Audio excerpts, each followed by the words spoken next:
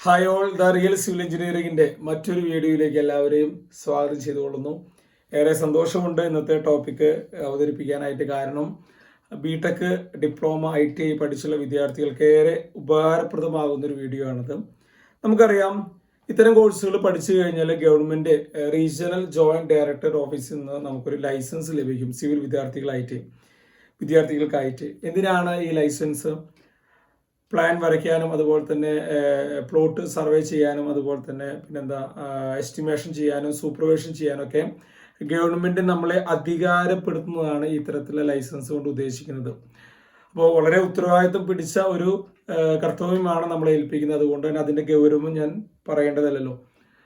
അപ്പോൾ ഇതിൽ നമുക്ക് ഇത്തരം ബിടെക്, ഡിപ്ലോമ, ITI പഠിച്ച വിദ്യാർത്ഥികൾക്ക് ഒരേ ലൈസൻസ് അല്ല, പലർക്കും പല രീതിയിലുള്ള ലൈസൻസ് ആണ്. അപ്പോൾ അത് എങ്ങനെ എടുക്കാം, എന്തൊക്കെയാണ് അതിൻ്റെ റൂൾസ്, നമ്മുടെ ഏരിയ ലിമിറ്റുകൾ ഏതൊക്കെയാണ്, ഇത്തരം കാര്യങ്ങളൊക്കെയാണ് ഇന്നത്തെ ക്ലാസ്സിൽ ഇവിടെ അവതരിപ്പിക്കുന്നത്. നമുക്കറിയാം, സ്ഥാപനങ്ങൾക്കും വ്യക്തികൾക്കും ഇൻഡിവിജ്വലായിട്ടും അതുപോലെ തന്നെ സ്ഥാപനങ്ങൾക്കും നമുക്ക് ലൈസൻസ് പ്രൊവൈഡ് ചെയ്യുന്നുണ്ട്. സ്ഥാപനം മീൻസ് ഒരു ആർക്കിടെക്ചറൽ സ്ഥാപനമോ അതുപോലെ തന്നെ ഒരു എഞ്ചിനീയറിംഗ് കോളേജോ അവർക്കൊക്കെ എന്ത് ചെയ്യാം, ഇതുപോലെ ഇൻസ്റ്റിറ്റ്യൂഷനൊക്കെ നമുക്ക് ലൈസൻസിന് അപ്ലൈ ചെയ്യാം. പൊതുവേ അങ്ങനെ കണ്ടിട്ടില്ല, സാധാരണ ഇൻഡിവിജ്വലാണ്, പേഴ്സണലായിട്ടാണ് സാധാരണ ഇത്തരത്തിലുള്ള ലൈസൻസുകൾ എടുക്കാറ്.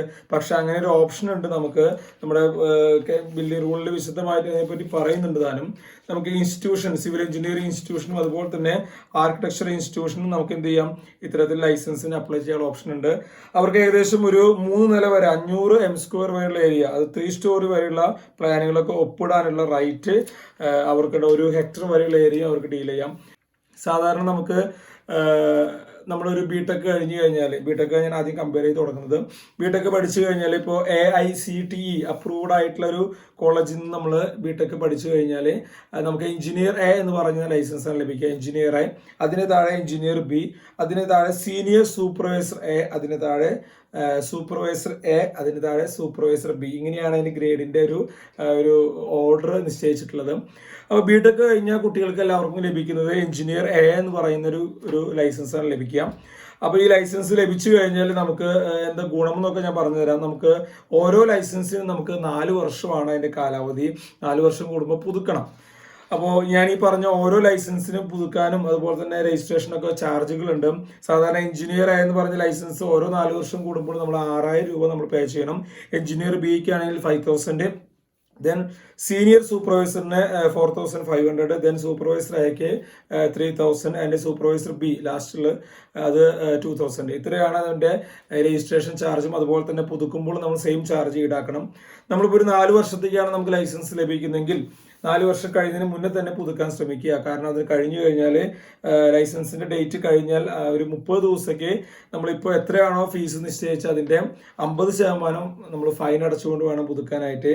ഇനി 60 ദിവസം കഴിഞ്ഞു ലൈസൻസിന്റെ ഡേറ്റ് കഴിഞ്ഞെങ്കിൽ നമുക്ക് ഏകദേശം 100% നമ്മളെ ഈ രജിസ്ട്രേഷൻ ഫീസും ഒന്നുകൂടി ഫൈനായിട്ട് അടച്ചുകൊണ്ട് വേണം പിന്നീട് അത് പുതുക്കിയെടുക്കാനായിട്ട്. അതുകൊണ്ട് നമ്മൾ 4 വർഷത്തേക്കാണ് ലൈസൻസ് എന്ന് ആലോചിക്കുക.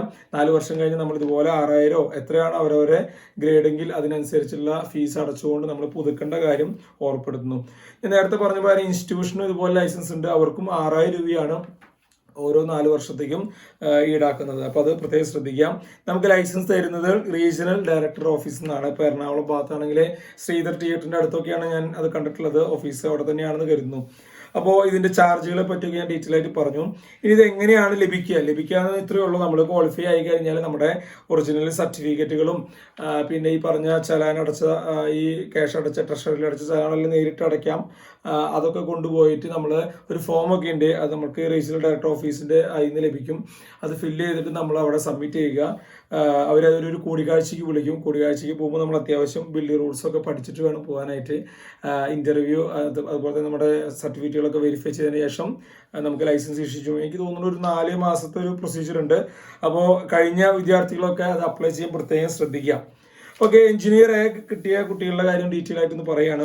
എഞ്ചിനീയർ A എന്ന് പറഞ്ഞാൽ ഏറ്റവും ടോപ്പായിട്ടുള്ള ലൈസൻസ്. ബിടെക് കഴിഞ്ഞ കുട്ടികൾക്ക് അത് ലഭിക്കും. ബിടെക് സിവിൽ എഞ്ചിനീയറിംഗ് കഴിഞ്ഞ കുട്ടികൾക്ക്. അപ്പോൾ ഇതിനെ പ്രത്യേകിച്ച് ഏരിയ ലിമിറ്റ് ഒന്നുമില്ല, എല്ലാ പ്ലാനുകൾക്കും ഒപ്പിടാം. അതുപോലെ തന്നെ 1 ഹെക്ടർ വരെയുള്ള ഏരിയകൾക്കും അതിന് ഒപ്പിടാം. അതുപോലെ തന്നെ ഈ എഞ്ചിനീയറുള്ള ആളുകൾക്ക് സ്ട്രക്ചറൽ ഡിസൈൻ ചെയ്യാനുള്ള ഓപ്ഷൻ ഉണ്ട്. സ്ട്രക്ചറൽ ഡിസൈൻ ചെയ്യുമ്പോൾ ഒരു കാര്യമുണ്ട്, ഹൈ റൈസ് ബിൽഡിങ്ങുകളിലെ സ്ട്രക്ചറൽ ഡിസൈൻ ചെയ്യാനുള്ള റൈറ്റ് അവർക്കില്ല. അത്തരത്തിൽ ചെയ്യണമെന്നുണ്ടെങ്കിൽ അവർക്ക് PG MTech in structural engineering post graduate കൊണ്ട് ചെയ്യണം. അതുകൊണ്ട് ചെയ്ത് കഴിഞ്ഞാൽ അവർക്ക് എല്ലാ ബിൽഡിങ്ങുകൾക്കും സ്ട്രക്ചറൽ ഡിസൈൻ കൊടുക്കാനുള്ള ഓപ്ഷൻ ഉണ്ട്, സ്ട്രക്ചറൽ ഡ്രോയിങ്, സ്ട്രക്ചറൽ സ്റ്റെബിലിറ്റി ഒക്കെ കൊടുക്കാനുള്ള ഓപ്ഷൻ ഉണ്ട്. ദെൻ അതിന്റെ താഴെയാണ് എഞ്ചിനീയർ B എന്ന് പറഞ്ഞ ലൈസൻസ്. അവർക്ക് ഏകദേശം ഒരു 1000 m² വരെയുള്ള ഏരിയയാണ് അവർക്ക് ഒപ്പിടാൻ സാധിക്കുള്ളൂ. 1000 m² വരെയുള്ള ഏരിയയ്ക്ക്. അതുപോലെ 4 നില വരെയാണ് അവർക്ക് ലിമിറ്റ് എന്നുള്ളത്.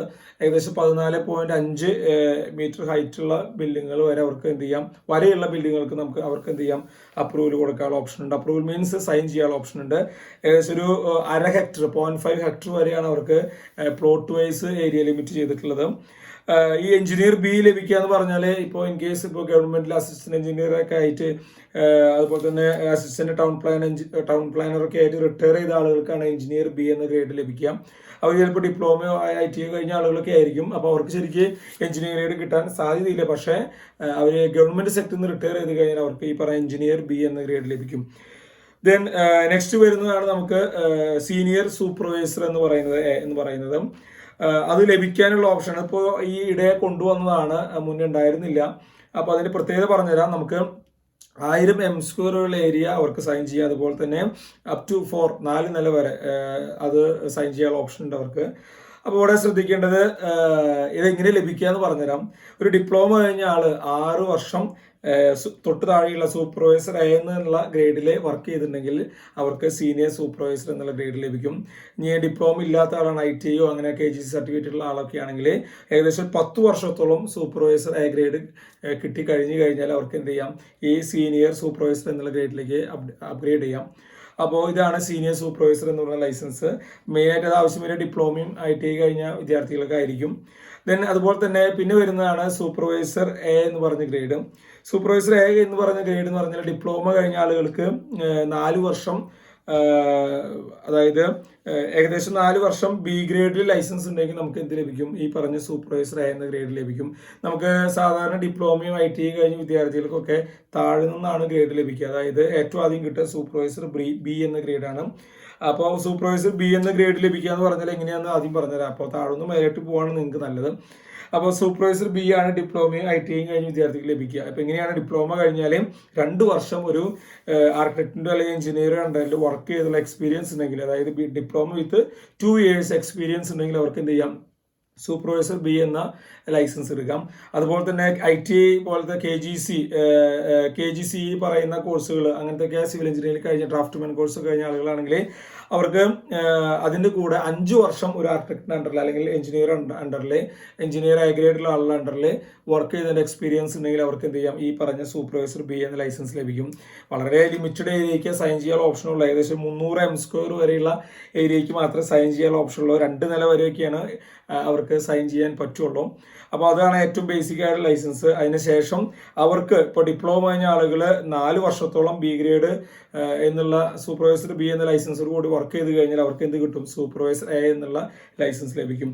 അപ്പോൾ അതുപോലെ തന്നെ ഡിപ്ലോമ കഴിയാത്ത ആളുകളാണെങ്കിൽ ITI കഴിഞ്ഞ ആളുകൾ സൂപ്പർവൈസർ B 8 വർഷത്തോളം വർക്ക് ചെയ്താൽ അവർക്ക് എന്ത് കിട്ടും, സൂപ്പർവൈസർ A എന്ന് പറഞ്ഞ ഗ്രേഡ് കിട്ടും. എന്താണ് സൂപ്പർവൈസർ A കിട്ടുമ്പോൾ മെച്ചം, അവർക്ക് ഏകദേശം 750 m² വരെയുള്ള പ്ലാനുകൾക്ക് അവർക്ക് സൈൻ ചെയ്യാനുള്ള ഓപ്ഷൻ ഉണ്ട്. അതുപോലെ തന്നെ 3 നില വരെ 11 മീറ്റർ വരെ അവർക്ക് സൈൻ ചെയ്യാനുള്ള ഓപ്ഷൻ ഉണ്ട്. അപ്പോൾ അതാണ് സൂപ്പർവൈസർ Aയുടെ ഡീറ്റെയിൽസ്.